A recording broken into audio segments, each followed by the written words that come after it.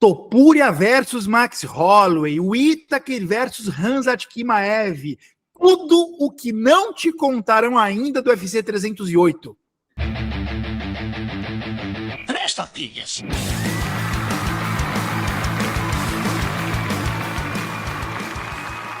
Cavaleiros e Brutamontes, donzelas e desdonzeladas, Joe, Fabiano Rampazzo com 2 Zs, pisando aqui no octagon de 3 tapinhas, o maior, o melhor e o menos humilde podcast do YouTube brasileiro para falar tudo sobre o UFC 308 e que evento, hein?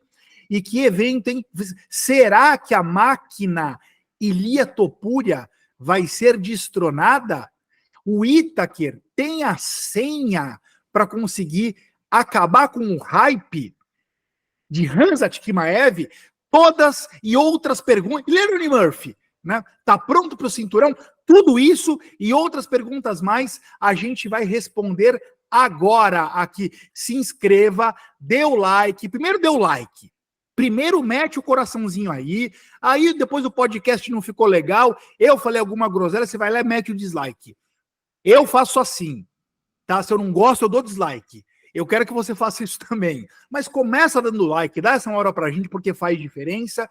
E vamos lá, né? Tem também o Pirata Sharabank Magomedov neste evento, hein? Será que também esse ano a gente vai destrinchar cada luta, né?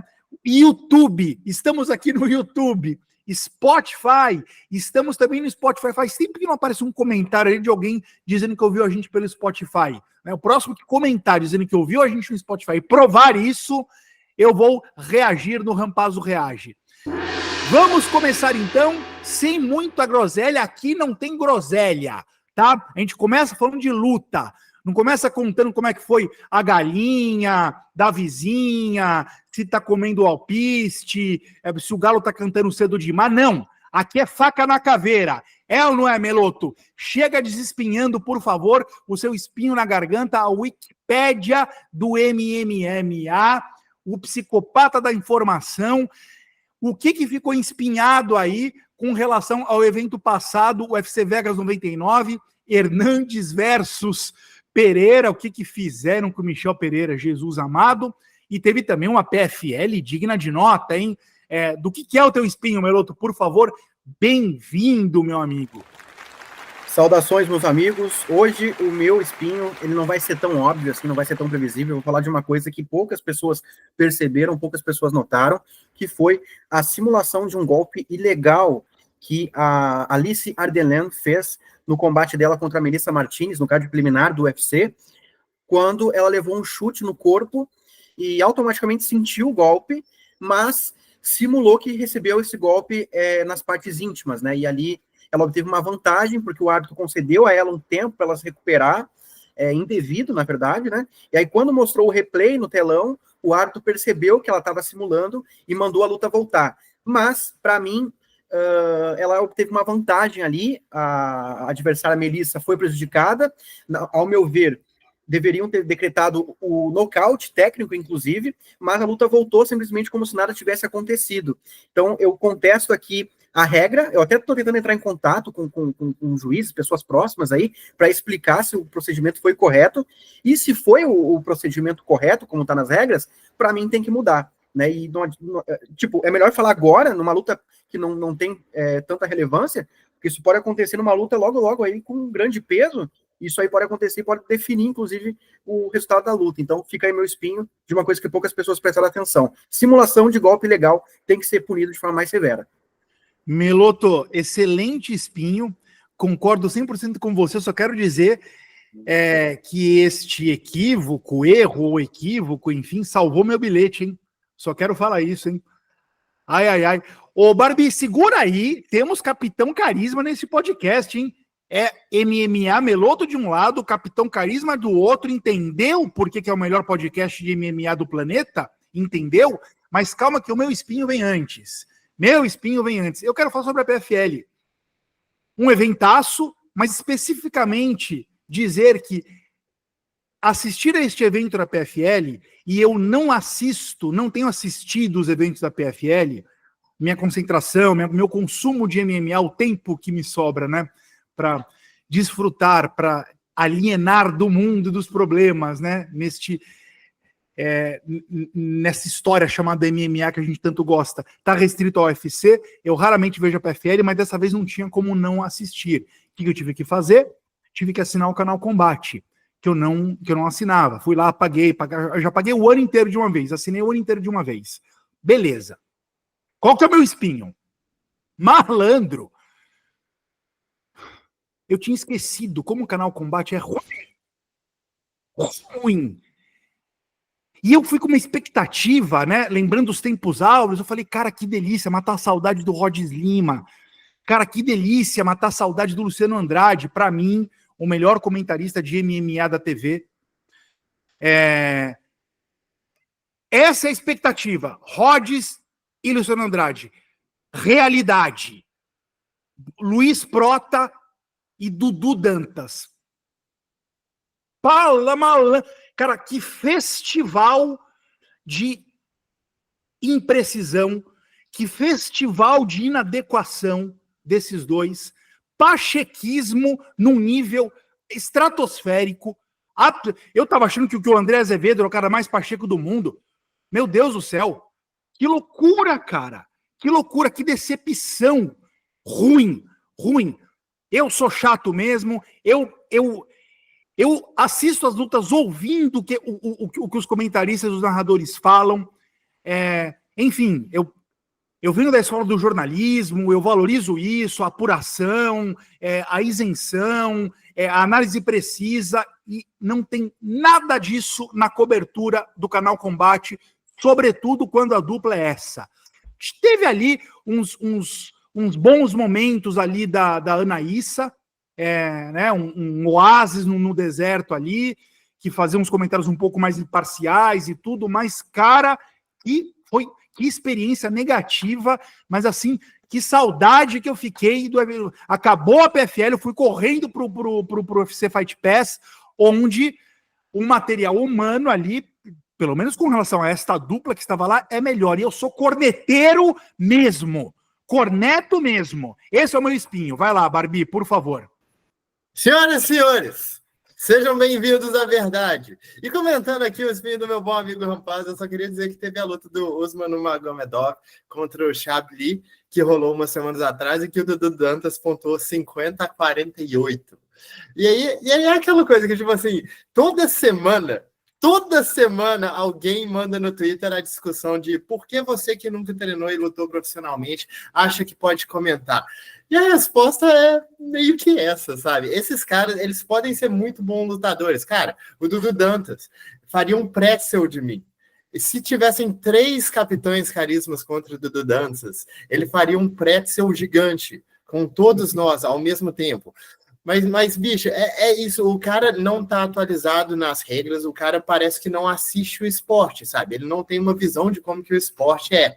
Então, eu não posso confiar na opinião dele. Você me vê uma luta daquelas e pontuou 50-48, para mim, isso é uma definição que a sua opinião não deveria valer. E aí, para mim, é isso, você tá lá por cotas. É aquele famoso caso que eu sempre conto, que o José Aldo famosamente falou: eu nunca assisto as lutas dos meus oponentes, quem assiste é a galera que faz a estratégia. Excelente lutador, meu favorito. Mas, por opinativo, assim, pelo menos naquela época, eu preferiria confiar na opinião de pessoas que, mesmo não treinando, mesmo não lutando profissionalmente, acompanham a coisa e estudam ela, sabe? Isso que é importante. O meu spin, eu queria falar aqui a respeito da Cris Cyborg. Cris Cyborg venceu a Larissa Pacheco, e eu acho que muito tem que ser dito a respeito disso. Eu vou tentar me limitar um pouco, mas eu vou dizer que isso eu não esperava, que a disputa pelo título de maior da história voltou a ficar encrencada, e é impressionante isso, porque eu tinha para mim que a Amanda estava numa disparidade tão gigantesca de todo o resto, eu não via ninguém chegando perto dela, mas o que a Cris Cyborg fez, 39 anos de idade, e é meio que notório, qualquer um pode ver, a não ser que você esteja assim com os óculos do pachequismo, que ela já não está mais no auge físico dela. E eu não estou falando isso como demérito. Pelo contrário, isso faz o que ela fez no sábado ser ainda maior. porque ela já não é mais tão rápida, ela já não é mais tão potente, ela já não é mais tão resistente, e ainda assim ela pegou uma lutadora que, se a gente for ver por sequência de vitória, poderia ser considerada a melhor lutadora entre os pesos galos e os penas do planeta inteiro nesse dia, porque ela venceu a Kayla tá dentro do UFC sendo muito favorita para conquistar esse cinturão, sabe? É aquela coisa que, assim, claro que existem muitas nuances a se falar, mas a questão é que a Larissa é um nome gigantesco para se ter no cartel. No auge, numa sequência de vitórias absurda, passando caminhão em todo mundo, e a Cyborg foi lá e ganhou 4 rounds dela. Na minha opinião, foi uma luta óbvia. Eu estava olhando as odds na luta, e indo para o último round, as odds estavam empatadas, e eu estava assim, para mim, a Cyborg já ganhou essa luta. Eu não entendo mais o que vocês estão vendo. E aí, para mim, e eu já vou dizer isso aqui, eu ainda coloco a Amanda como top 1 por um motivo somente, que é o confronto direto entre as duas. Acaba que isso aqui fica sendo muito definidor justamente porque a Cyborg é tão boa, porque não existe nada que a Cyborg possa fazer que vai ser tão grande quanto vencer a própria Cyborg do jeito que a Amanda fez, sabe? E a Amanda tem os outros feitos da mesma forma que a Cyborg tem uma lista incrível de feitos, sabe? Mas aí, para mim, é isso. É o top 1, o top 2, e aqui tá o resto. MMA feminino é Brasil. É Brasil na cabeça. A gente tá longe do resto, viu? O resto é resto. Poeirinha. Poeirinha. Maravilhoso, Barbie. Excelente espinho também. Eu só quero dizer o seguinte, hein? Cara, hashtag polêmica nessa história, né? Porque essa vitória da Cris, de fato, reacendeu essa discussão de quem é a GOAT. Eu concordo 1000% com a tua análise, com tudo que você falou. Concordo 1000% que a Amanda ainda é a GOAT pelo exato motivo que você apresentou aqui. Mas vou dar um spoiler já dizendo que o Meloto discorda, só que a gente não vai ter uma opinião diferente de nós dois aí. Só que a gente não vai se aprofundar aqui, porque este é um assunto que eu quero, que merece aprofundamento, é uma discussão super saudável e divertida, e que a gente vai trazê-la para uma edição de podcast aqui, quando a Bia Batista estiver aqui. A Bia Batista, lá do Palpitão, lá do Nocautecast. Vamos fazer uma edição focada no MMA feminino, na presença das mulheres dentro desse esporte. Aí essa pauta de quem é a GOAT do MMA feminino vai ter tudo a ver com essa edição.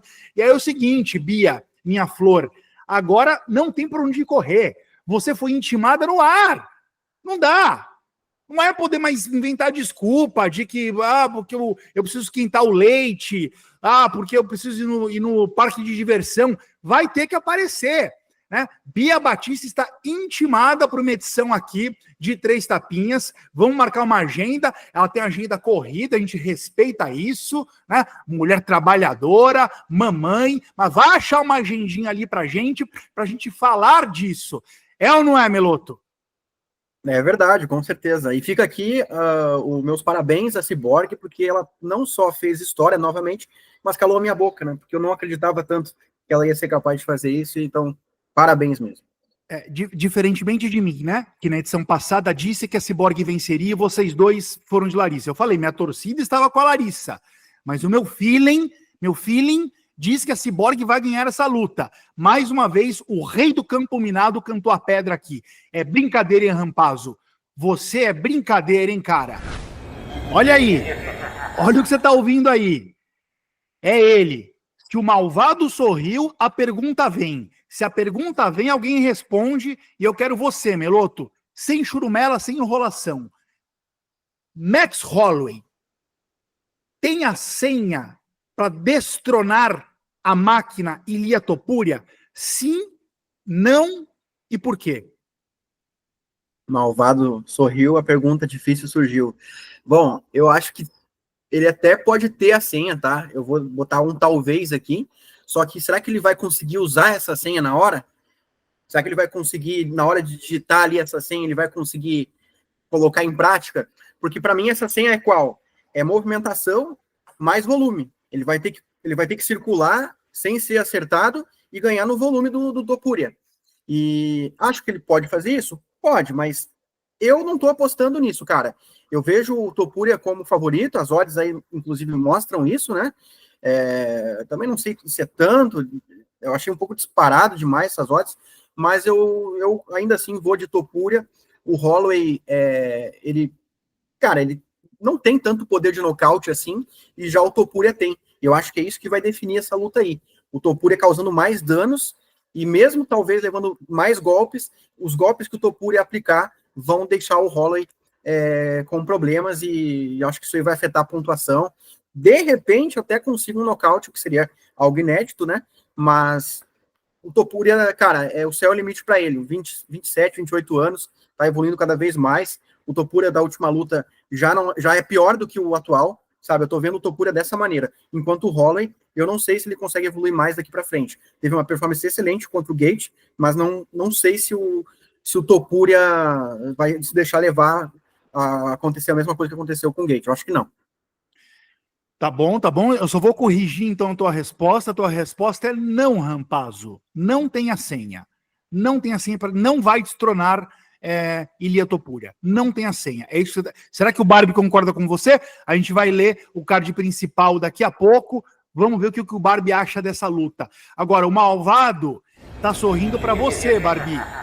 E a pergunta para você é a seguinte, cara. Temos Lerone Murphy. Tem gente que acha que essa luta não é legal, que o Lerone Murphy é um Zé Ninguém, né? Eu discordo. Eu tô empolgado com essa luta. Eu acho ele um lutador, uma promessa muito interessante. A mim ele tem convencido, tá invicto na carreira, vencendo de maneira contundente. Contundente talvez não seja a palavra, de maneira convincente. Pergunta é a seguinte: se o Lerone Murphy chegar numa disputa de cinturão em 2025, coisa que se ele vencer bem essa luta, é muito possível de acontecer. Quais as chances dele ser campeão?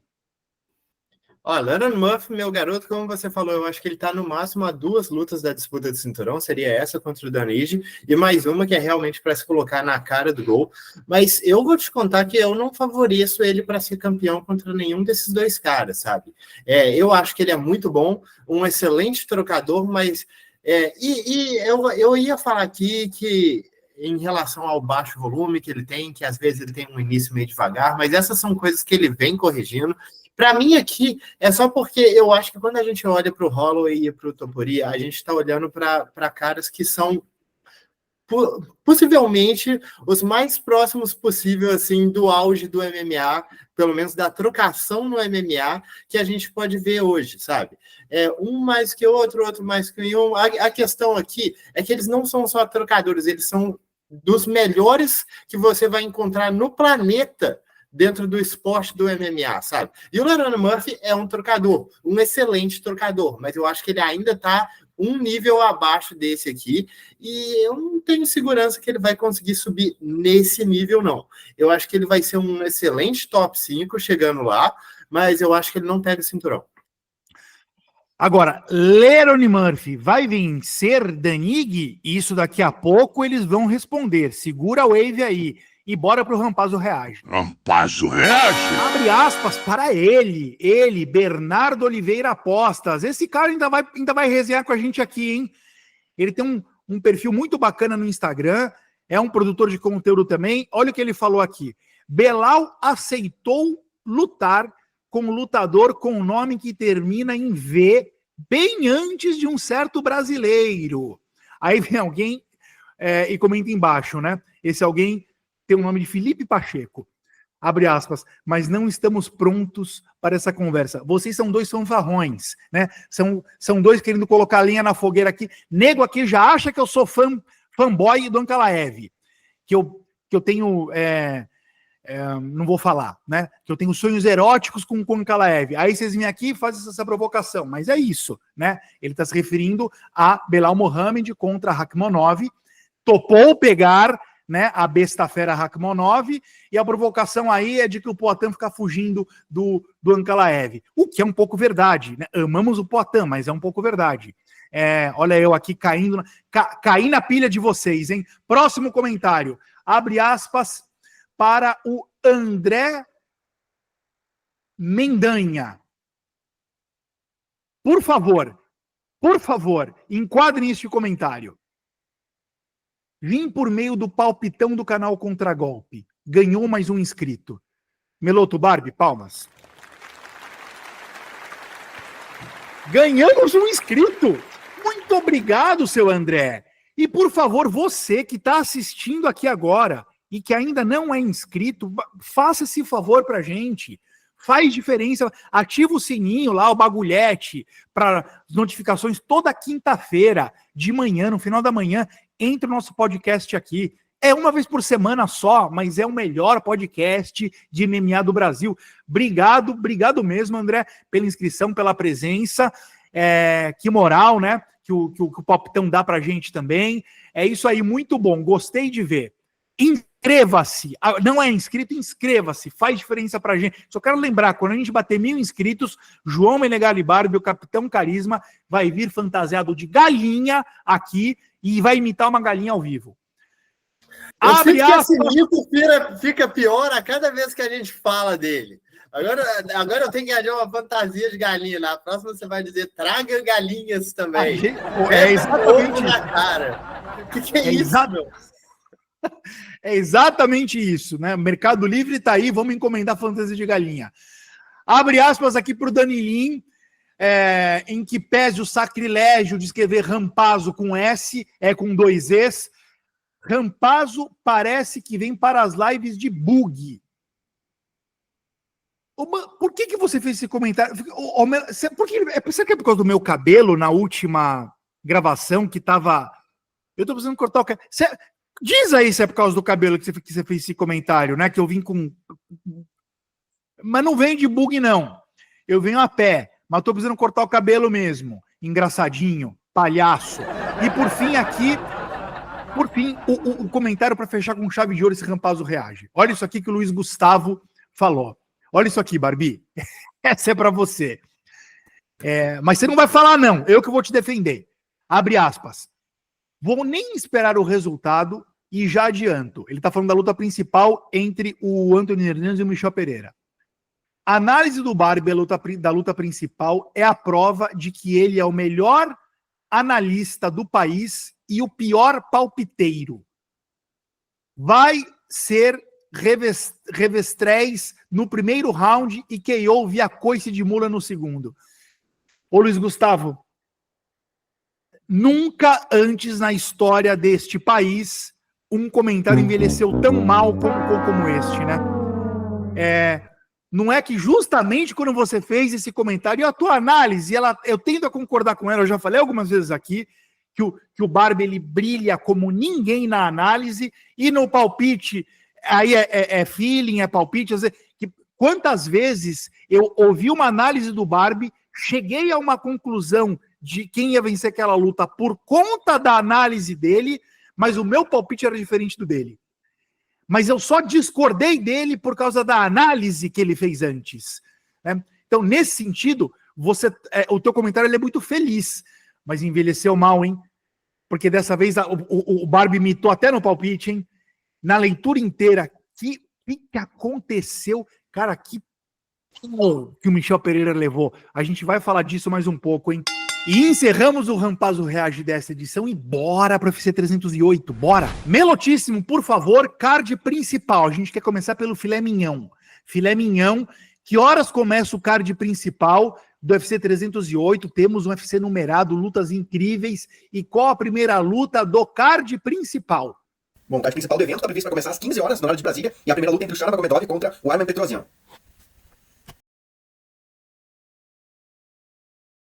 Meloto, desculpa te cortar, eu quero saber o seguinte. Faz tempo que o Sharma Gomedov está batendo na trave. Não super venceu de maneira super convincente as últimas lutas. Tá num hype aí, ainda tá num hype, tá como favorito contra o Petrosyan. Você concorda com esse favoritismo, Meloto? Eu concordo. O Arman Petrosyan tem um estilo que pode favorecer o jogo do Chara. Eu não vejo o Arman levando o Chara para baixo, como é o principal ponto fraco do russo, ao meu ver. Então, eu acho que casaram em uma luta bem invencível, sim, para o Chara. E assim, se ele não vencer essa luta, aí o cara tem que evoluir muito mais, né? Então, eu acho que é uma luta bem vencível para ele, sim. Ô Barbie, concorda com o Meloto? Seus R$2 estarão em quem? Cara, o meu palpite vai pro Chara. Também eu achei que, inclusive, que a última luta dele foi muito animadora nesse aspecto. Eu acho que é um estilo que casa bem com ele, mas vou dizer que eu ainda tenho muitos suspeitos a respeito de alguns problemas, algumas deficiências dele na média distância e problemas dele de controle de espaço. E eu acho que, tipo assim, eu concordo e discordo do fato que o Petrosyan foi feito para ele, porque o Petrosyan vai ficar em pé, é uma luta de trocação que ele vai querer trocar também, mas ele é um excelente trocador, cara. Eu acho que ele vai vender essa luta caro. Eu acho que ele vai vender caro. Exatamente, eu tenho minhas dúvidas, viu, de quem ganha essa luta, mas ok, os dois estão indo aí de Sharamagomedov. Eu tô indeciso, para mim, tipo, eu abracei os especialistas, voto com o relator, mas tenho minhas ressalvas também. E na sequência, Meloto, tem a luta da discórdia, né? Porque é o seguinte, o podcast mais assistido do Brasil faz uma campanha contra o Magomed Ankalaev. Estou falando do 6º round. Campanha. Vocês vêm aqui me encher o saco, falar que eu sou fã do Ankalaev só porque eu sou isento. Porque existe um ódio estabelecido contra o Ankalaev, fortalecido não só pelo 6º round, mas pelos produtores de conteúdo de um modo geral, na onda da poatanização, né? Agora, e aí? A verdade é que o Ankalaev tinha o title shot na mão, por direito, levou a maior furada de fila dos últimos 50 anos, que foi o Khalil Rountree, e topou pegar Alexander Rakitic. Todo mundo deveria estar aqui vindo bater palma pro Ankalaev. Porque está correndo um risco, ao meu ver, desnecessário. Eu queria lembrar o cara que falou que eu tenho um pôster do Ankalaev. Eu não sou fanboy do Ankalaev, eu estou sendo só justo.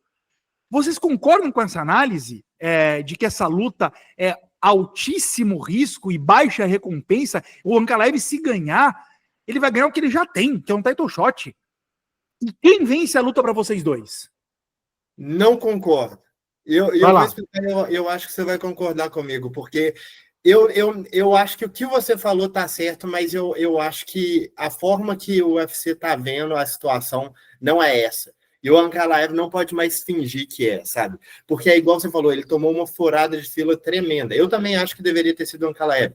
Mas o Ankalaev tem uma vitória ranqueada. Eu sei, mas ele é o próximo da fila. E a gente tem que seguir uma ordem, e o Ankalaev estava na frente do Khalil. Mas eu acho que o fato que o UFC colocou o Khalil para lutar antes do Ankalaev, fez essa luta acontecer, para mim mostra que o UFC não está muito disposto a realmente correr atrás dessa luta. Então, se o Ankalaev não se movimentar, eles estão muito satisfeitos em não dar disputa para ele. Então, eu acho que essa luta é importante para ele, porque carimba a passagem para a disputa de cinturão, sabe? É um adversário de altíssimo nível, top 5 que ninguém questiona. Então, ganhou. É ele, não tem nem o que falar. Mas entendi. Agora, você ainda vê gente falando, ele só venceu o Johnny Walker, e eu sei que ele é o próximo na fila, mas acaba sendo um argumento, que é tipo assim, é o Johnny Walker, é uma das vitórias que pior envelhece na história do planeta. Isso dito, eu acho que o Ankalaev bate o Rakic, eu acho que ele é o pacote completo, mas é uma luta duríssima, mas eu acho que ele ganha. Ô Meloto, antes de passar a bola para você, eu só quero fazer um comentário para vocês dois, e para nossa audiência, para você, cavaleiro, brutamonte, donzela desdonzelada.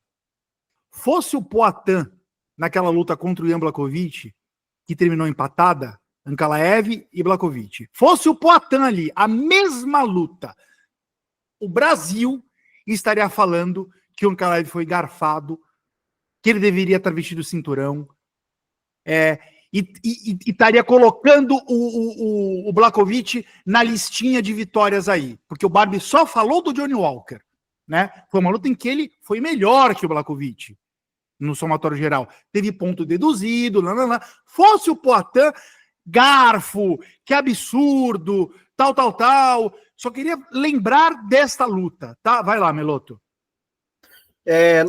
Primeiro, para começar, a vitória sobre o Johnny Walker, para mim, não foi a maior da carreira do Ankalaev. Ele venceu o Anthony Smith e o Thiago Marreta, que eram mais bem ranqueados do que o Walker no momento que a luta aconteceu.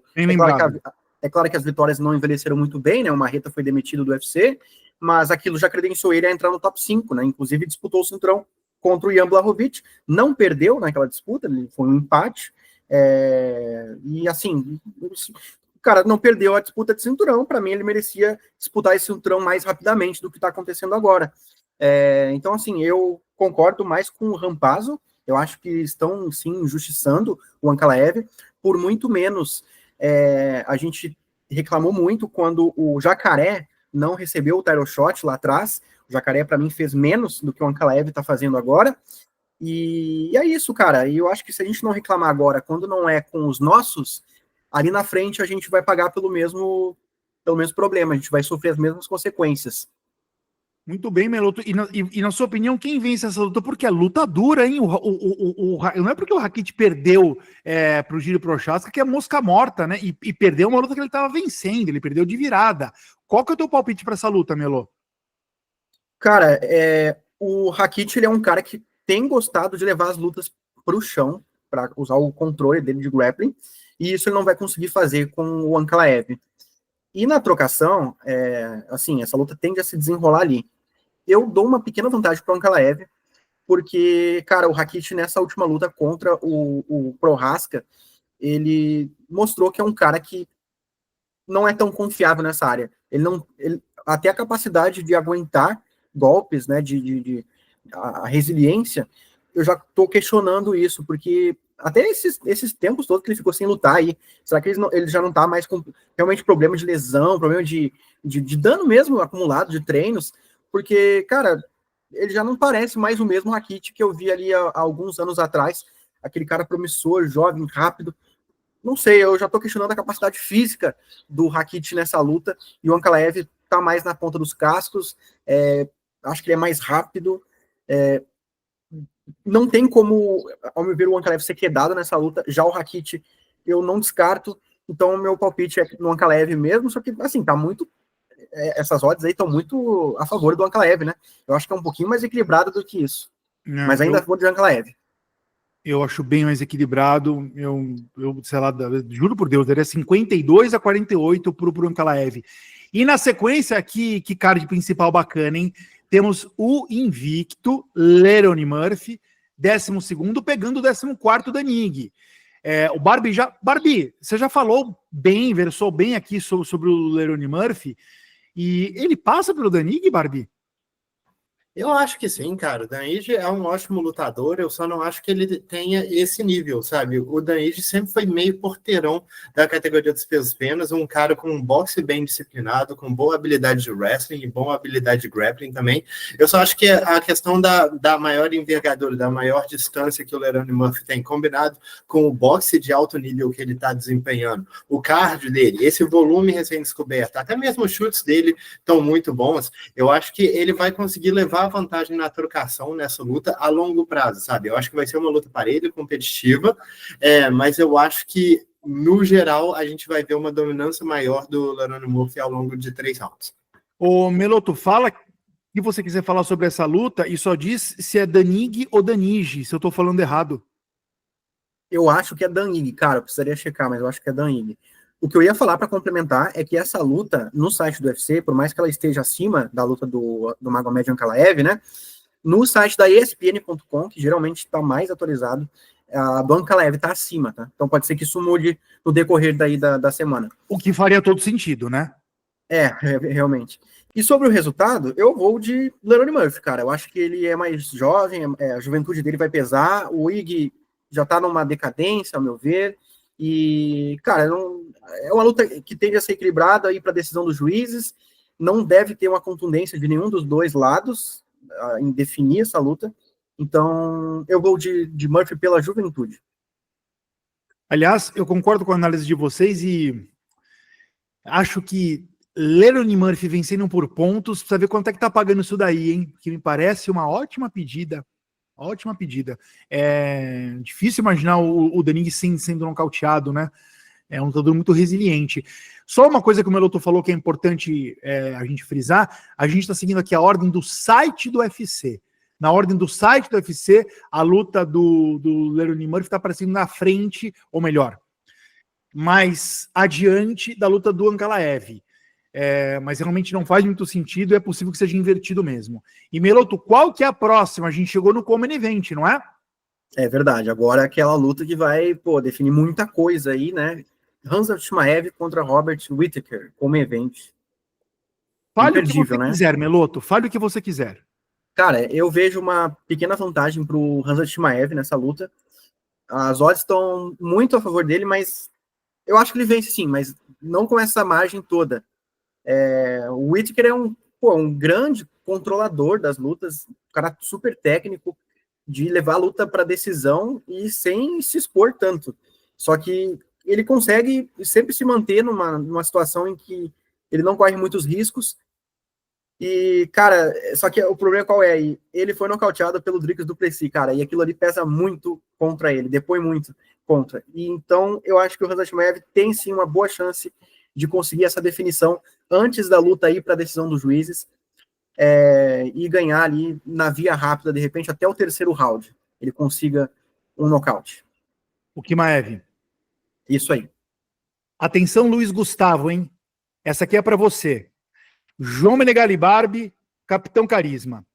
Robert Whittaker, de novo. Robert Whittaker, terceiro colocado no ranking peso médio. Khamzat Chimaev, 13º colocado no ranking peso médio.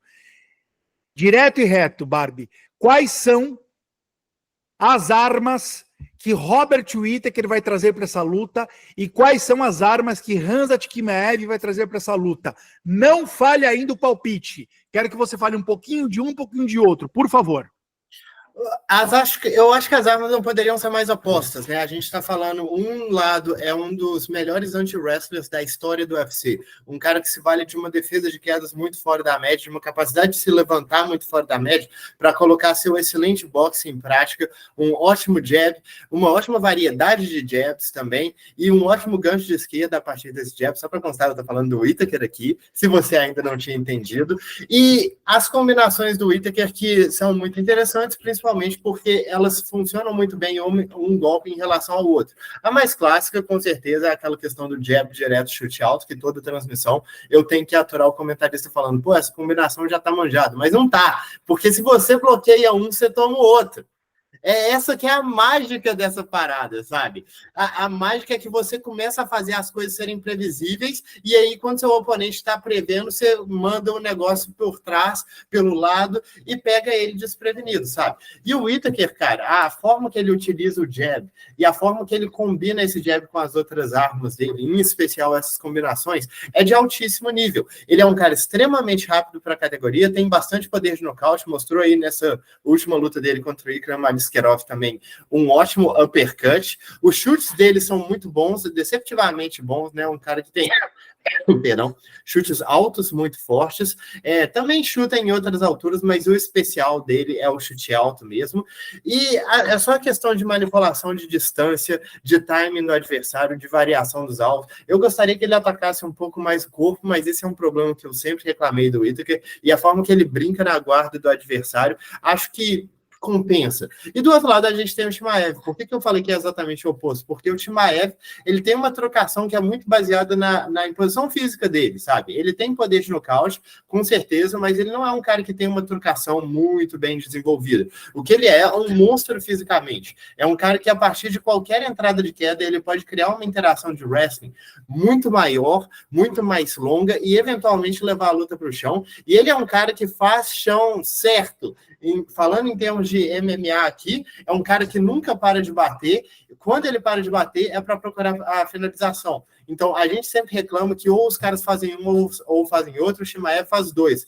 E ele tá passando a guarda ao mesmo tempo, sabe? Ele tá fazendo tudo ao mesmo tempo e ele impõe muito esse estilo que o Khabib popularizou, que é a ideia de que você está deixando o adversário dar uma levantada, dar uma respirada, só para levar ele de volta para o chão, em uma posição ainda pior. E isso exaure seu adversário, sabe? Não surpreendentemente, praticamente todas as lutas que o Chimaev conseguiu colocar o adversário no chão, ele venceu o round por 10-8. Porque o que ele consegue fazer da posição por cima do adversário é uma coisa extremamente notável. O ponto ruim aqui do Chimaev, cardio, isso aqui é uma coisa que já ficou meio que inegável, sabe? Ele ainda consegue lutar 3 rounds, ele não vira um completo pereba, passou de 5 minutos, não.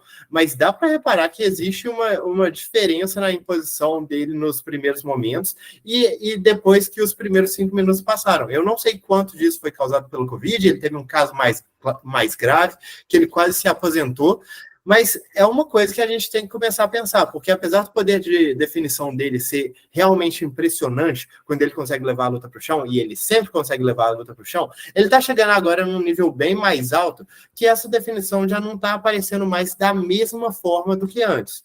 Então, mesmo que ele seja um talento único, a falta de cardio pode quebrar tudo.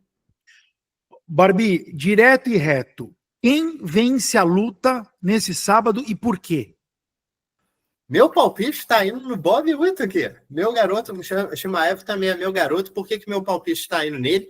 É mais porque eu acho que a questão de como que o Whittaker consegue controlar as interações no chão depois de quedado e como que ele consegue fazer o clinch acontecer e como ele consegue se desvencilhar do clinch, me fazem pensar que o Chimaev talvez não vá ter a mesma facilidade. Entra em contraponto a essa minha própria opinião o fato que na luta contra o Dricus foi a primeira vez que eu vi o Whittaker sendo realmente dominado no chão e amassado. E claro que isso é uma coisa assustadora. Pode significar que o Whittaker não consegue mais fazer a mesma coisa que ele fazia antes. Mas também pode significar que ele simplesmente está lutando com um peso médio gigante, forte, para desgraça, sabe? Eu não tenho como saber. Essa é uma medida muito difícil de se ter. E é esse tipo de coisa que a gente vai descobrir esse sábado. Eu acho muito difícil o Whittaker começar a luta vencendo. Mas eu acho que ele tem um jogo muito bacana para fazer o Chimaev gastar esse card dele, que já dura naturalmente 5 minutos, bem rapidamente e dominar depois disso, porque a trocação dele sempre foi feita pensando que o oponente vai tentar a queda. Ele não é um cara que vai se inibir de trocar porque as quedas estão vindo. Ele sempre trocou contra os melhores wrestlers da categoria. Yoel Romero, Ronaldo Jacaré, ele está preparado para esse tipo de coisa, sabe? Então, portanto, o meu palpite está indo no Whittaker. Olha só, hein? Meloto foi de Chimaev, Barbie, Capitão Carisma, foi de Whittaker. E você, Rampazzo, vai do quê? Não sou de ficar em cima do muro, não, cara. Para mim é simples. Enquanto o Chimaev não perder uma luta, eu me recuso a apostar contra ele. Eu não consigo ver ele perdendo. Se eu ver ele perdendo, aí eu vou ver. Enquanto isso não acontecer, eu me recuso. É isso. Com dor no coração, hein? Porque eu amo Robert Whittaker. Amo Robert Whittaker, mas excelente análise. Barba, é o seguinte, chegamos na luta principal, Meloto. Você já disse que o Max Holloway não tem a senha para o Ilia Topuria e a gente vai descobrir se o Barbie concorda com você ou se ele discorda de novo, né? Barbie, Max Holloway, o abençoado, quais as armas que ele vai trazer para vencer? Qual seria a senha para desativar a máquina Ilia Topuria? A senha, cara, o que é interessante aqui é que a gente já teve algumas performances do Topuria que foram abaixo da média, sabe? Existem algumas coisas que você pode tirar dela, e eu acho que o mais interessante é justamente a performance dele contra o Bryce Mitchell, e essa foi uma performance extremamente dominante do Topuria, mas também foi a performance mais boi-bumbá que ele teve, no sentido que ele simplesmente fingiu que não tinha ninguém ali, sabe? Ele estava se jogando com todo golpe, tomou umas quedas extremamente bobas. O que eu acho que o Holloway pode fazer é principalmente entrar como canhoto, é uma coisa que ele consegue fazer, sempre conseguiu, para tentar dosar aquela mão da frente do Topuria, para tentar matar o controle de distância dele, se aproveitando que o Holloway é um cara mais alto, vai ter uma vantagem um pouco maior nessa distância, conseguir trabalhar os golpes no corpo. Eu acho que, em especial, chutes frontais para essa luta são extremamente bem-vindos, e o clássico chute giratório no corpo que o Holloway faz é uma coisa muito bacana também, sabe? Eu acho que o volume que o Holloway tem, principalmente trabalhando uma intensidade de fintas combinado com jabs, é uma coisa que vai ser extremamente importante nessa luta. Eu acho que qualquer um aqui sabe que a grande vantagem que o Holloway tem sobre praticamente todos os lutadores do UFC é a durabilidade e o cardio dele, né? A vantagem que ele tem de subir o nível da luta, subir o volume que a luta transcorre à medida que os rounds se passam. Eu estava vendo um vídeo do Volkanovski falando sobre essa luta, inclusive, que ele estava falando que ele estava tentando impor alguma coisa no Topuria E mesmo que ele acertasse o Topuria não estava cedendo espaço. Eu acho que isso aqui é uma coisa que vai ser importante para essa luta, né? Porque existe uma diferença muito grande de poder de nocaute, mas ao mesmo tempo existe uma diferença muito grande de volume e eu acredito que de resistência física aqui também. Não que o Topuria não tenha cardio, só que a gente está lidando com uma máquina do lado do Holloway. E o que eu achei muito interessante da luta do Holloway contra o Gaethje, que eu acho que é relevante aqui, é como que ele foi capaz de manter o Gaethje constantemente sem iniciativa. Nunca foi a vez do Gaethje atacar. Ele estava constantemente fintando, fazendo o Gaethje movimentar a cabeça, atacando, e quando o Gaethje voltava na posição, ele atacava de novo, sabe? Então o Gaethje estava constantemente tentando reagir a tudo sem saber como. E é esse tipo de coisa que exaure um adversário, é esse tipo de coisa que ele tem que fazer contra o Topuria. Se ele é capaz disso, a gente vai ver esse sábado. Mas, tipo assim, ele já mostrou algumas armas que potencialmente podem complicar o Topuria. Eu não sei quão efetivas elas vão ser. Eu vou falar mais a respeito disso na hora de falar do Topuria. Mas o Holloway é um cara extremamente versátil, extremamente técnico, que claramente, você vê nessa última luta, ele tá vendo os próprios defeitos e ele tá tentando melhorar. E Barbie, e o que o Topuria vai trazer para este sábado para nocautear, para trazer o primeiro nocaute da história de Max Holloway? Cara, o Topuria é um monstro. E ele é um monstro extremamente jovem. Eu acho que essa é a parte mais assustadora da coisa toda, né? É que de uma luta para outra ele parece um lutador extremamente diferente. Eu ainda tenho esse nocaute dele em cima do Volkanovski como um dos nocautes mais bonitos tecnicamente que eu já vi. E eu acho que muito em questão do movimento dos pés. Eu nem preciso olhar para as mãos dos caras, que é engraçado, né? Porque é aí que o nocaute vem.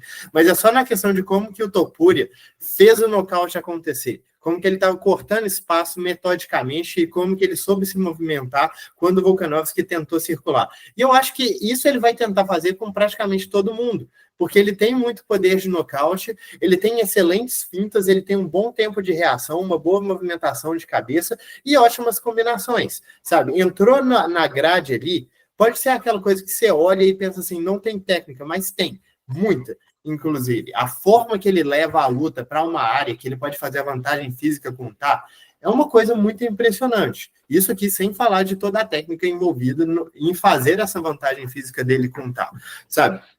Ele tem bons chutes, que não aparecem muito, e ele tem principalmente um bom grappling, que recentemente não apareceu muito, mas antes de entrar no UFC, ele era principalmente um grappler, sabe? Um cara com excelente nível de wrestling, com quedas de muito alto nível, quedas bem diferentes, um cara bem do estilo greco-romano do wrestling, e um controle por cima muito bom. E essa é aquela coisa, eu fico pensando, se isso é uma coisa que ele parou de desenvolver ou se essa é uma arma que ele tá, tipo, no bolso de trás, sabe? Entrou na luta, pô, tá complicado aqui na trocação, vou quedar. Isso aqui, lembrando que ele acabou de nocautear possivelmente o melhor trocador dentro do UFC, que é o Alexander Volkanovski, sabe? E ele nocauteou na técnica, ele nocauteou na inteligência. Então, o que eu vejo o Topuria fazendo é um cara meio de plano A, mas essa questão de fazer o oponente reagir com fintas, passos curtos, fazer ele se encurralar na grade pouco a pouco, bloquear os chutes, manter uma guarda alta, fazer a luta ocorrer mais no ritmo dele, trabalhar os golpes no corpo, jabs, e eu gosto muito também da movimentação dele em contra-golpes, que ele está constantemente saindo para o lado do adversário, sabe? Cortando ângulos, como dizem, e uma coisa que eu adoro no Topuria é como que ele contra-golpeia com volume.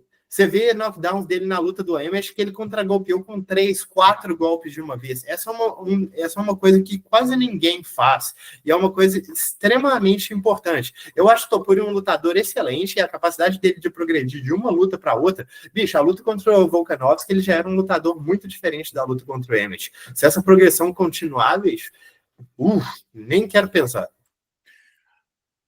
Meu capitão, é o seguinte, o Meloto quer saber se você concorda com ele que o Topuria vence essa luta, sim ou não? Eu concordo com o Meloto que o Topuria vence essa luta. Eu acho que o momento é dele, eu acho que o céu é o limite, esse garoto tá melhorando a cada vez. E uma coisa que eu achei muito interessante, isso aqui eu estava assistindo o Nathaniel Wood, um outro peso pena, comentando sobre essa luta, e ele deu a opinião justamente contrária. Ele estava falando, talvez o Max consiga um nocaute, mas eu acho que ele vai tomar uma aula de boxe. A impressão que a galera tá, em geral, é o oposto, né? Porque eles veem o Topuria como sendo menos técnico, mas eu discordo. Eu não acho que o Topuria seja menos técnico. Ele é o cara com menos volume, é o cara com um estilo menos impressionante. Justamente por ele ser um nocauteador, a galera tem a impressão de que, pô, ele é um cara que depende da mão. Mas, cara, a forma dele de cortar espaço e fazer esses golpes valerem para mim, prova suficiente que ele não depende da mão. Ele vai fazer esses golpes acontecerem, não importa o que o oponente faça, sabe? Então, para mim, a questão aqui é que o Holloway não tem o poder, pelo menos na minha cabeça, para impor um jogo que ele precisa impor. Eu não acho que ele vai ter a movimentação e o poder de golpes para fazer com que o Topuria não encurrale ele. Eu acho que essas encurraladas vão acontecer de uma forma, inclusive, mais frequente do que aconteceram na luta contra o Volkanovski. Eu vejo o Holloway complicando um pouco o Topuria se ele conseguir fazer valer os golpes de encontro e se ele conseguir levar a luta para os rounds tardios sem tomar muito dano, conseguir exaurir o Topuria, ele pode conseguir uma vitória. Eu não concordo com as odds, inclusive, mas eu acho que o Topuria, o jogo dele é tão sólido e ele funciona tão bem, eu acho que vai precisar de um cara com valências diferentes da do Holloway para tirar esse cinturão dele. O meu palpite está no Topuria. E aí, Luiz Gustavo, concordou com o palpite desta vez? Se não, a análise valeu, a decisão é sua, a decisão é de vocês. Chegou na hora do Conta Meloto, né? O que tem para contar para a gente aí desse evento, ou algum dos lutadores, qual fofoca, o que o nosso Rubens vai trazer para a gente aqui agora. Mas antes do Conta Meloto, eu quero pedir para você, o André Mendanha, novo inscrito aqui, compartilhe esse vídeo, cara. Já se inscreveu? Pega agora o videozinho, manda para uns amigos ali. Ah, aqui os caras falaram de mim, falaram meu nome aqui. Pá. Compartilhe esse vídeo, por favor. Ajude a gente a alcançar mais pessoas, mais inscritos. Conta, Meloto. Bom, eu começo o Conta Meloto de hoje falando sobre o Diego Lopes, que está em Abu Dhabi, que vai bater o peso e vai ficar à disposição para substituir algum dos protagonistas aí do evento, né? Seja o William Topuria ou o Max Holloway, caso ocorra algum problema envolvendo eles, né? Então o Diego vai estar lá, peso batido e pronto para fazer isso caso necessário. E eu acho que o Dana White não vai ser tão infeliz, viu, se isso acontecer, porque ele chegou a comentar aí em uma entrevista a Walt Pocket que se essa luta entre o Topuria e o Holloway acontecer, vai ser terrível, porque quando você gosta dos caras, dos dois lutadores, né, e eles realmente têm que entrar lá e alguém tem que perder, é uma droga. Ele odeia ver alguém perder nessa luta aí, que é o que vai ter que acontecer se eles se enfrentarem. Dana White, sincerão sobre essa luta principal. Outra informação, galera. O Topuria chegou a propor para o Holloway que nos 10 primeiros segundos de combate eles fossem para o centro do octógono e descarregassem marretas ali a todo vapor por 10 segundos, assim como o Holloway fez na luta contra o Justin Gaethje, mas no final, né? O Holloway fez isso no final e conseguiu o nocaute. O Topuria propôs para que isso acontecesse logo no início, para mostrar aí para a galera os 10 primeiros segundos mais intensos da história do esporte. O Holloway, em entrevista ao MMA Fighting, disse que recusou a ideia porque ele não é campeão DMF, e sim BMF. Ele quis dizer o seguinte, que ele é o casca-grossa mais malvado do UFC aí, e não o cara mais estúpido do UFC, né? O D é de dumbest, que é estúpido. Então, o Holloway negou esse convite. Outra informação, galera, Volkanovski, falando sobre esse confronto aí, disse que tá do lado do Holloway. Acredito que o Holloway vai vencer esse confronto. Ele acredita que o queixo e o cardio do Holloway farão a diferença. E ainda deu um conselho pro Max. Não deixe o Topuria bater em você. Disse aí o Volkanovski, que, a título de curiosidade, espera competir aí no UFC 312, né, em fevereiro. Esse evento vai rolar na Austrália, e ele espera lutar contra o vencedor dessa luta aí, né, valendo o cinturão. Foi isso que o UFC comunicou a ele, que é o que vai acontecer. Mas, se tiver que lutar pelo cinturão interino, por exemplo, contra o Diego Lopes, ele aceitaria também, caso o vencedor, né, da luta principal desse sábado não possa enfrentá-lo. Boa, Melotíssimo. Como sempre, o psicopata da informação não nega fogo. UFC 308, Topuria versus Holloway. Card preliminar. Né? Que horas começa o evento? Como é que tá esse card preliminar? Tá valendo a pena? É só o principal que tá bom? Vamos descobrir agora. Diga, Meloto. Bom, o card preliminar está previsto para começar às 11 horas da manhã, no horário de Brasília. Esse evento aí começando bem cedo, né? Já que vai rolar em Abu Dhabi. E a primeira luta é entre o Carlos Leal e o Rinat Fakhretdinov. Pelo menos segundo o site da ESPN, que é mais atualizado que o site do UFC, tá? Vamos basear pelo site da ESPN. Luta entre um estreante brasileiro, né? Carlos Leal, foi muito bem, foi destaque na PFL. Um cara com um estilo bem agressivo, nocauteador. Escola Vanderlei Silva aí de ser, John Lineker, né? E vai enfrentar um cara bem mais técnico, que é o Rinat, que é um cara mais voltado ao grappling, mas também tem a mão pesada, já teve aí alguns resultados por nocaute, então é uma estreia bem dura, assim, para o brasileiro, viu, porque ainda mais está pegando a luta de última hora, né, então, assim, tanto pelo aspecto de como ele está pegando essa luta, quanto pelo encaixe de jogo, acho que o Rinat é favorito aqui, e acho que vence o brasileiro. Mas começamos com uma boa luta já, hein? 11 da manhã a gente vai estar de frente para a TV, hein? E na sequência, Meloto, o que vem? Depois vem o Bruno Blindado contra o Ismael Nardiev, né? O brasileiro tentando se recuperar no UFC contra um russo que está voltando para a organização. Ele que já lutou no passado, aí tirou um tempo aí para melhorar, para evoluir fora do UFC. Mas o engraçado é que ele está chegando no evento de novo com resultados bem constantes, assim, para falar a verdade, porque ele perdeu 3 das últimas 6 lutas fora do UFC, então eu não sei se ele evoluiu tanto a ponto de vencer o Bruno, mas o Bruno aqui não tá numa boa fase e realmente eu entendo se a galera achar que ele vai perder, eu acho que é uma luta dura para ele. Ok, mantendo o nível bom desse card preliminar. E a terceira luta, Melô? Bom, a terceira luta é entre o Farid Bashará contra o Vitor Hugo, né? Mais um brasileiro, esse evento tá cheio de brasileiros, né? As 3 primeiras lutas aí já envolvendo eles. O Vitor Hugo é um cara que veio do Contender, a última luta dele ele venceu, mas não sei se ele convenceu tanto assim. E já o Farid Bashará, uma das grandes joias aí da categoria do peso galo, e, cara, aqui é um favoritismo muito grande pro afegão, não tem como dizer o contrário. O Vitor me parece um pouco cru ainda para estar no UFC, não sei se ele vai conseguir performar bem agora com esses caras aí dessa categoria, mas fica a esperança aí, né? Eu não ponho muitas fichas, eu acho que o Bashará vence essa luta aí. E na sequência a gente vai ter o nigeriano Kennedy Nzechukwu contra o Chris Barnett, né? Um espanhol que dá piruetas no ar com a sua malemolência. Barbie, muito favoritismo pro nigeriano, você concorda? Cara, assim, o Chris Barnett não luta há 2 anos, e ele mesmo lutando normalmente, ele já não era um cara do mais alto nível, já tá com 38 anos de idade, é complicado aqui, sabe? E ele tá pegando essa luta de última hora, se eu não me engano, o Kennedy tá subindo de categoria para essa luta acontecer, ou essa luta sempre foi no peso pesado? Isso aqui eu não tenho certeza, mas é isso, Kennedy sempre foi um meio pesado, eu acho que tem uma diferença muito grande de capacidade atlética entre os dois, vai ter uma diferença muito grande de envergadura entre os dois, a forma física dos dois, assim, extremamente diferente. Eu não daria tanto favoritismo porque eu conheço o Kennedy, cara, e ele também não é bom, mas eu entendo.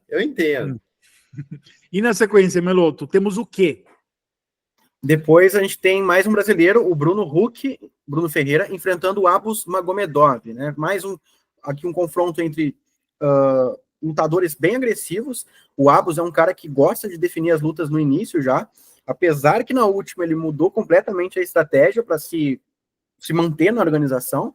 E o Bruno é um cara que tem muita habilidade no judô, ele consegue defender bem as quedas, ou seja, não vejo aqui nessa luta o Abus fazendo essa mesma estratégia que ele utilizou na última luta. Ele vai ter que manter essa luta em pé e ali tentar obter êxito. Eu não confio tanto. Com o gás que ele apresentou nas lutas anteriores, eu acho que o Bruno aqui tem uma grande chance de vencer e alerta de zebra nessa luta aí. Ó, Brutamontes e Desdonzeladas, se nenhuma luta cair, a gente tá falando de um card preliminar com 9 lutas. Maratona de UFC neste sábado, final da manhã e tarde inteira, hein? Na sequência, Melo, o que a gente tem aí? Depois a gente tem o Matheus Rebeck contra o Miktbek Oralbain, confronto entre o polonês e o kirguiz. O Rebeck veio de uma performance muito aquém do esperado, ele era um dos grandes favoritos contra o Diego Carlos Ferreira, que o nocauteou, e agora está tentando se recuperar contra um adversário, ao meu ver, mais duro ainda, que é o Oralbain, que vem de vitória sobre o Elvis Brenner, está 2-0 no UFC já, e aqui, cara, eu vou de Oralbain, eu acho que o Oralbain é um cara mais confiável. O Rebeck, nossa, decepcionou demais na última luta dele, primeiro round até ele foi bem, assim, mas depois caiu o nível de uma forma muito grotesca, então nessa luta aqui eu ponho minhas fichas também no Oralbain. Barbie, na sequência, tô vendo aqui, a gente tem ele, né? Rafael dos Anjos, 15º colocado no ranking peso médio, ainda lutando, né? Ainda lutando em alta performance, né? Contra lutadores duros, e se vencer o Geoff O'Neill, pode assumir a 10ª posição a essa altura da carreira. Mas o que você acha que vai acontecer nessa luta, capitão? Cara, complicado, viu? Eu amo o Rafa, dos meus lutadores favoritos, um dos caras que eu mais gostei de assistir, mas essa aí é realmente uma luta que, cara, ele já tá numa decadência física inegável, e inclusive eu acho que até as decisões dele no meio da luta já não estão muito boas. Eu acho que o cardio dele já não tá rendendo a mesma coisa, os reflexos dele não são os melhores. A luta contra o Gamrot deixou isso muito evidente, ele simplesmente não tinha velocidade para reagir às coisas, sabe? Ele não deveria ter perdido aquela luta. Ele também não deveria ter perdido a luta contra o Vicente, e ele perdeu as duas, sabe? E a coisa mais estressante aqui é que essa é uma luta mais complicada do que as duas. É tipo assim, o cara perde duas e pega um oponente melhor. Eu não entendo o UFC, mas enfim, é uma tristeza. Eu vou torcer muito pelo Rafa, mas eu não tenho muitas esperanças, não. Nossa, mas desculpa, cara, o UFC tá sendo generoso com o Rafael, não o contrário. Tá dando um 10º colocado, tá dando a chance dele entrar para um top 10. E você vê isso como... Pelo amor de Deus, Barbie, você tem que ser um pouco mais imparcial quando você avalia o UFC. Teu ódio pelo Dana White contamina a tua análise de algumas coisas. Mas você tá falando que não é Pelo justo. amor de Deus, cara. Essa luta Você caiu tá no falando colo que do Rafael dos é Anjos. imparcial. No colo. Não, você alimenta uma coisa que é o seguinte: ai, o ratadinho do Rafael dos Anjos só pega coisa difícil. Ele tá sendo presenteado com um top 10. Ou seja, você tá falando que o UFC tá sendo injusto. Que eles estão presenteando ele com um top 10. Não, mas o problema ainda tá aí, eu não tô entendendo. Você tá dizendo que o UFC tá sendo injusto, dificultando a vida do Rafa. Eu tô dizendo que o UFC tá sendo injusto, facilitando a vida do Rafa.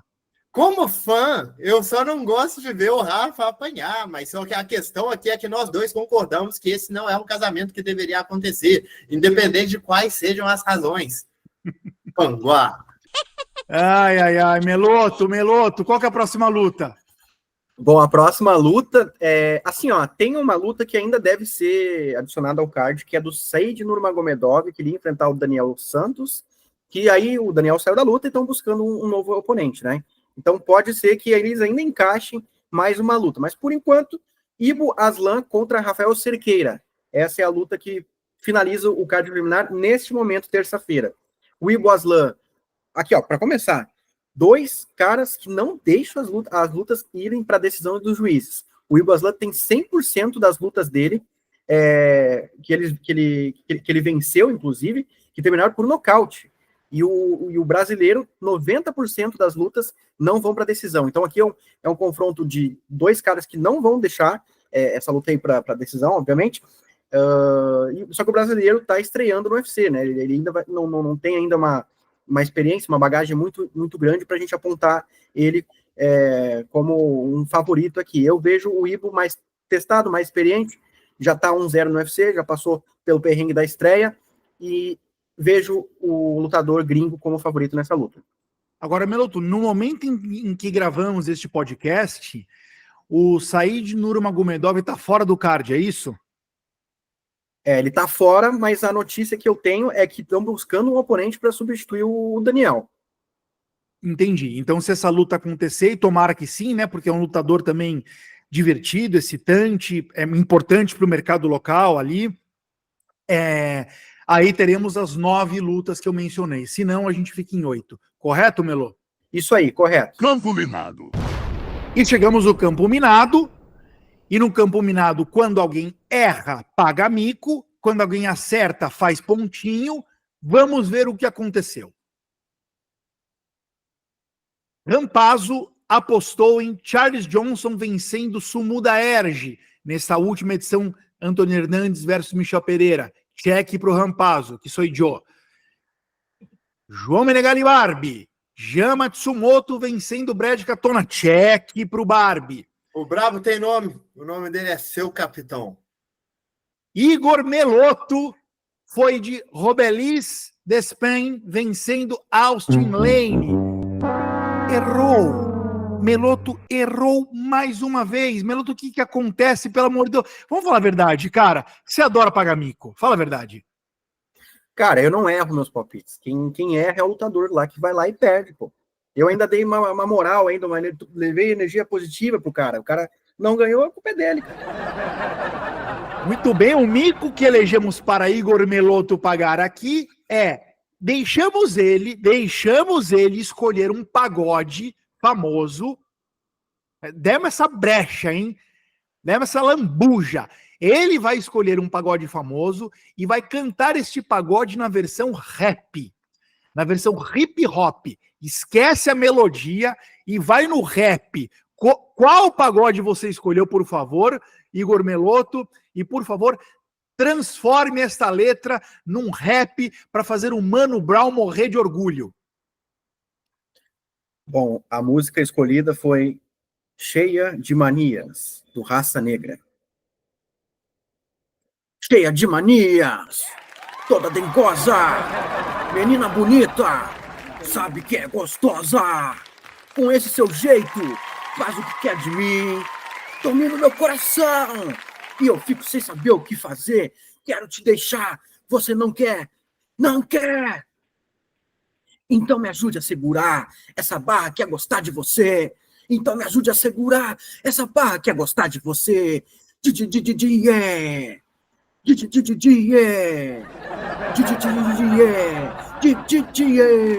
Maravilhoso, maravilhoso, maravilhoso. Por favor, algum rapper que esteja nos assistindo, faça essa versão. Eternize essa versão da música em rap. Muito bom, Melotíssimo.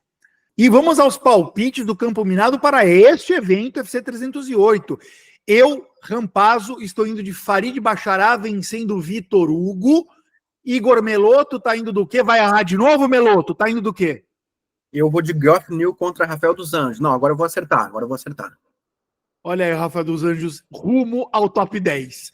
E você, Barbie, por favor. Cara, o meu palpite tá indo no Magomed Ankalaev vencendo o Alexander Rakik. Haja confiança. Você que é fanboy do Ankalaev, não eu. Confira nos stories, se não deu para anotar, @3tapinhas lá no Instagram. A gente publica toda quinta-feira, de novo ali, quais são os nossos palpites. Se você... Faz o seguinte, cara, faz pelo menos uma dupla com o meu palpite e com o do Barbie, tá bom? Porque o Meloto não está inspirando confiança. Meloto, você passa muita confiança neste lugar, o lugar do baú do Meloto. E isso aí você brilha, que é uma beleza. Qual que é o teu baú, Meloto? Conta pra gente. Bom, galera, o baú do Meloto desta semana vai trazer aqui um compilado dos 10 maiores confrontos da história dos pesos penas. Aproveitando aí que a gente vai ter um confronto entre o Topuria e o Holloway, né? Para entrar no clima já, vamos relembrar aqui os 10 maiores duelos da história da categoria. Lembrando, tá, que eu não peguei luta por luta, e sim o confronto como um todo, porque algumas lutas eles se enfrentaram mais de uma vez, então para não deixar uma luta de fora e botar uma outra e ficar tentando ver qual que tinha mais valor, eu botei o combate como um todo, beleza? Lembrando, vocês podem discordar, é uma lista opinativa, né? Porque não tinha como colocar algo factual aqui, isso é pura opinião. E é isso. Começando então pelo 10º lugar, né? Um top 10. Conor McGregor versus Chad Mendes. Uma luta que, apesar de ter vendido bastante pay-per-view, foi main event do UFC 189, que o come event era Rory McDonald e Robbie Lawler 2, uma lutaça, né? Hall da Fama do UFC, inclusive. Essa luta não valeu o cinturão linear, valeu o cinturão interino, né? Porque o Aldo se machucou e o Chad Mendes entrou no lugar com 2 semanas ali de aviso prévio. Então, de certa forma, deu um anticlímax nesse evento. Então, portanto, até pelo não valer a mesma coisa, né? Que se fosse um cinturão linear, não está tão acima no ranking. 9º lugar, José Aldo e Uriah Faber. Primeira defesa de cinturão do Aldo no WSC, né? Mas lembrando que tem o mesmo valor do UFC, porque a categoria, antes do UFC adotar ela, as coisas aconteciam no WSC. Quem se tornou campeão no WSC já entrou no UFC como campeão. E o Aldo estava fazendo a sua primeira defesa na época, em 2010 ou 9, essa luta aí. José Aldo humilhou o Faber com chutes, enfim, eu não quero entrar em detalhes tanto pela luta aqui, mas o Faber tinha muita moral na época, uma popularidade muito grande, essa luta teve muita audiência, foi transmitida no Combate, nos Estados Unidos teve uma audiência de mais de 1 milhão de pessoas para um evento fora do UFC, isso era incomum, para vocês verem a popularidade do Faber. Ele era um ex-rei da categoria, né, que tinha várias defesas. O Faber é um dos maiores nomes da história dessa categoria, certamente, para mim, entra no top 5. E, enfim, Aldo, vencedor, e, para mim, justa colocação. Depois, 8º lugar, José Aldo e Mark Hominick. Não vou me aprofundar tanto aqui, porque senão vai ficar longo mesmo, né? Aldo estreando no UFC, já defendendo o cinturão. Olha aí, ó, o que eu falei antes. Contra o Hominick em pleno Canadá, que era um canadense, que vinha de um nocaute sobre o zumbi coreano, inclusive, e ganhou o title shot, e foi uma luta num estádio de futebol, era como evento de George St. Pierre contra o Jake Shields, né, que era um rei do Strike Force. Galera, luta, o Aldo dominou e tal, mas era muito grande essa luta aqui. Eu acho que pelo ambiente que se criou, pela expectativa que se criou, merece essa colocação também. Holloway e Brian Ortega em 7º lugar, galera. Brian Ortega ainda não havia perdido no UFC. O Holloway tirou a invencibilidade dele nessa luta aqui, massacrou, né? Inclusive.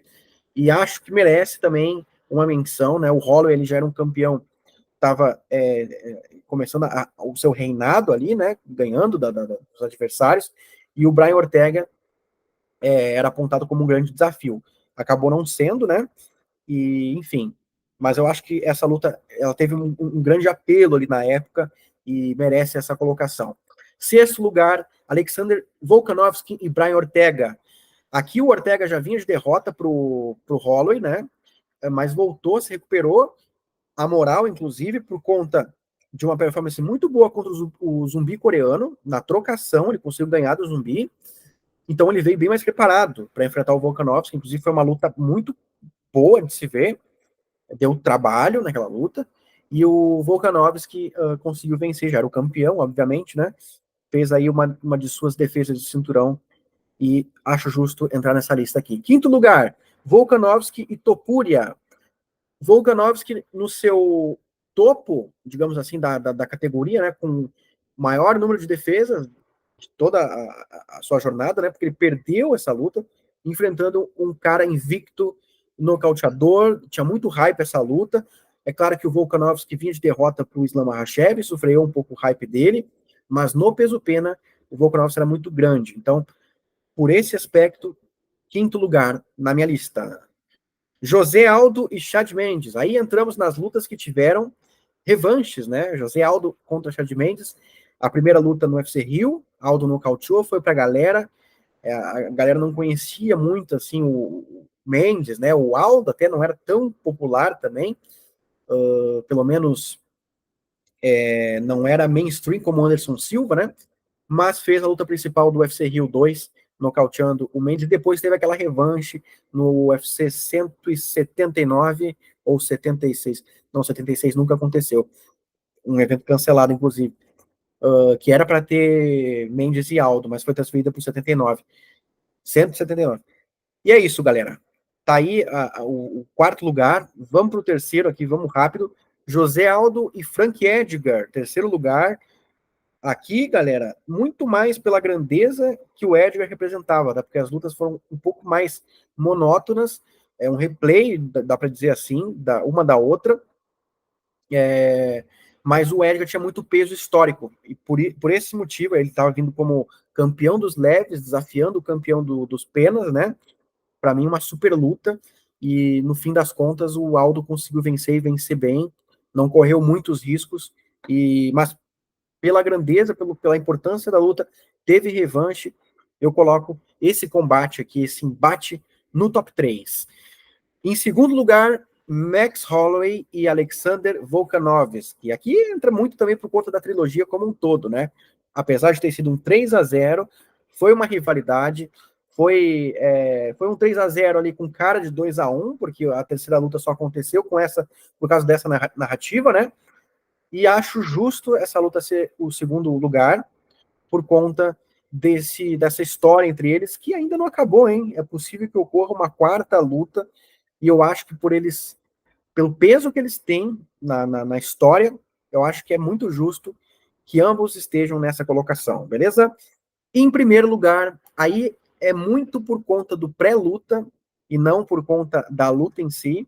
De repente até sim, mas, enfim, no meu critério, é muito mais por conta da expectativa que se criou. Conor McGregor e José Aldo, né, o maior peso-pena da história, o José Aldo enfrentando a sensação meteórica, cheia de glamour e tudo mais, né, um fenômeno do marketing, Conor McGregor. E o Conor nocauteou em 13 segundos, né? E, enfim, não tivemos luta praticamente, mas marcou muito a história da categoria, ditou os rumos ali da carreira do Conor, né? Porque se ele perde essa luta, imagina, né? O que ia acontecer depois? Talvez nada do que aconteceu iria acontecer.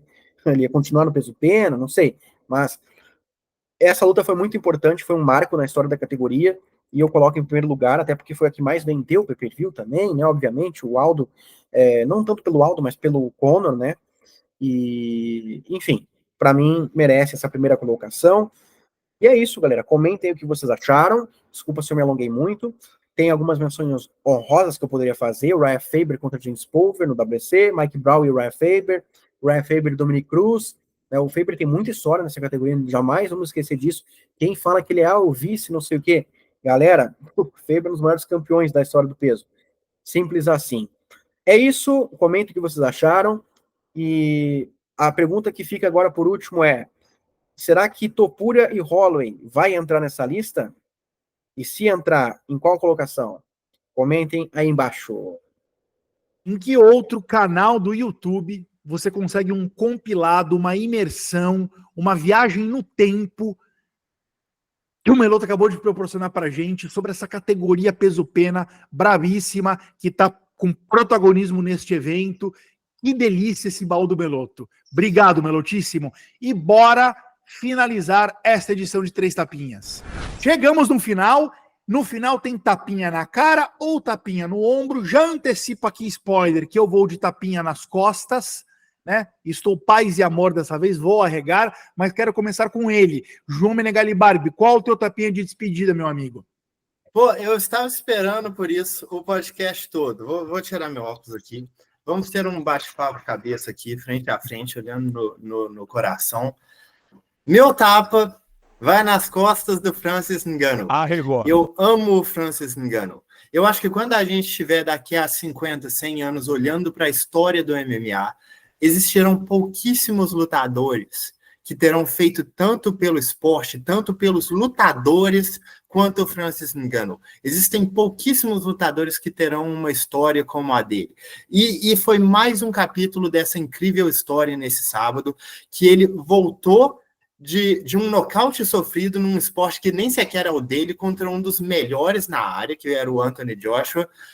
Voltou da morte precoce de um filho quase recém-nascido para pegar o melhor peso pesado fora do UFC atualmente, que é o Renan Problema, tirar para absolutamente nada em 3 minutos. Nocaute assustador. E eu vou dizer mais uma coisa aqui, e isso aqui Tipo, tirando a parte da história, só a parte técnica, o Ngannou com 38 anos de idade, mostrando um jogo novo de quedas e ground and pound, isso depois de se mostrar um boxeador muito além do que qualquer pessoa no planeta imaginava que ele poderia ser. Esse cara é impressionante. Como lutador, como ser humano, o que ele faz é uma coisa fora da média, é fora da curva completa. Entre os fora da curva, ele tá fora da curva. Você imagina um cara, se ele entrasse no UFC e ele fosse esse lutador, eu acho que ele teria chegado no cinturão só com um jogo de quedas e ground and pound. E é impressionante como que ele começou a pegar isso depois dos 35 anos de idade e tá fazendo em alto nível. O que ele faz, cara, é um privilégio para mim poder acompanhar os passos do Ngannou. Deveria ser um privilégio para todo mundo. Tenho dito, tapa nas costas dele.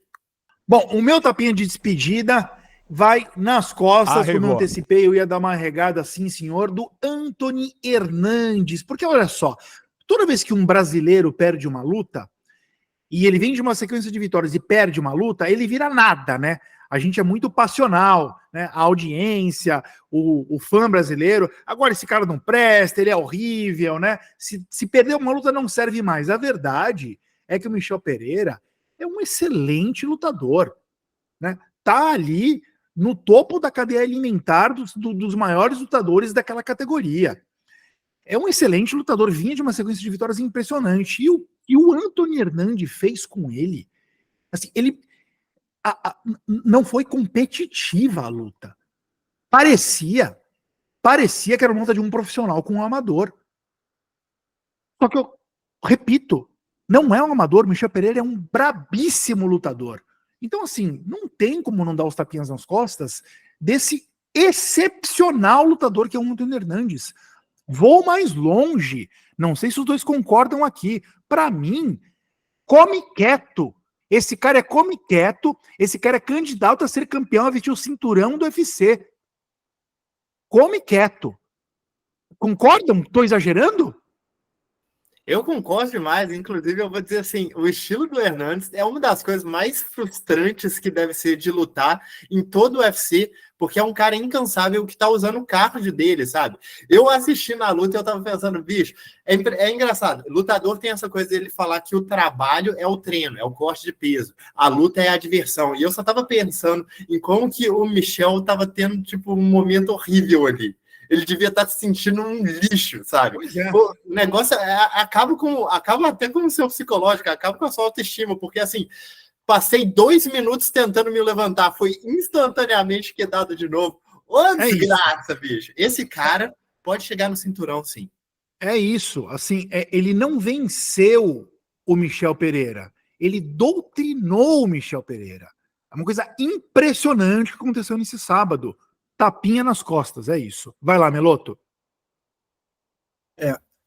Bom, o meu tapa, ele vai, assim, eu vou falar aqui sobre uma coisa que eu acho bem importante a gente não deixar passar, que foi a morte do Guilherme Bomba, o brasileiro Guilherme Vasconcelos, ex-lutador do UFC, que morreu na semana passada, justamente depois de a gente ter gravado o podcast, então não deu para falar sobre isso naquele episódio.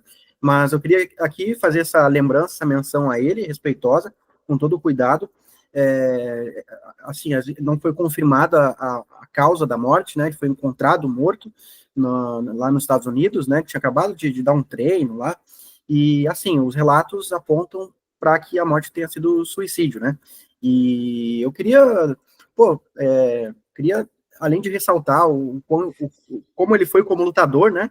Eu tô tentando ser o máximo delicado possível, né, com esse assunto aqui. Foi um cara que passou pelo UFC, que teve participação no The Ultimate Fighter também, venceu o Eliseu Capoeira, lutou no Bellator, enfim, teve as suas conquistas ali. Eu acho que a gente deveria relembrar isso, né? Deu entretenimento, né? No TUF lá, foi treinado pelo Chael Sonnen, enfim. E do Jiu-Jitsu também ele teve as conquistas dele, interessantes também. E eu queria também fazer uma conscientização aqui com esse assunto aqui, com essa questão do suicídio, galera. Quem aí sofre com algum problema de depressão, qualquer fator de risco, aí procure ajuda, não hesite em buscar apoio nesse momento. Eu sei que o nosso meio do MMA é um local onde a gente tem que ser homem, guerreiro, né? Não pode mostrar fraqueza, que não pode buscar apoio, ajuda, porque é coisa que não é homem. Cara, vamos se conscientizar aí com essa questão. Quando a gente perceber aí que alguém não tá legal, alguém tá mostrando alguns sinais aí, vamos buscar também apoiar essa pessoa. E é isso, galera. Mesmo você sendo um grande lutador, você pode ser o mais forte do mundo, mas se sua cabeça não estiver legal, se você estiver passando por alguns problemas, não hesite em buscar apoio.